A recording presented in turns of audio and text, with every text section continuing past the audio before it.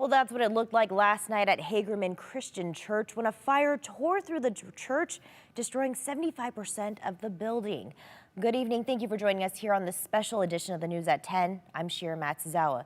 Multiple agencies helped battle the fire, which the fire chief says lasted nearly 7.5 hours. Tonight, the Idaho State Fire Marshal says the cause of the fire was an accident. Our Tristan Lewis joins us now with more on that and how the community is doing today. Tristan. Shira, they say a church member was cleaning up the landscape and was using a weed burner. It was an ember that went unnoticed that started the fire on a wooden siding on the church. Pastor Isaac Tellez says they are waiting to be given the okay to be able to look through the collapsed building and see what items the fire destroyed. But he's staying hopeful and says this is an opportunity to rebuild and dream about the future. It's like in a slow motion and painful. That's how Pastor Isaac Tellez describes watching Hagerman Christian Church burning Friday night.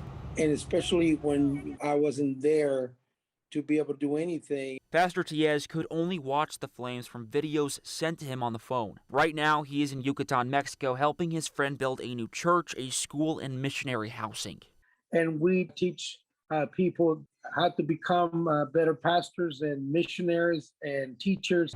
He got a call from his nephew saying the church was on fire. I said, call 911, make sure everyone is out of the building. Don't worry about anything.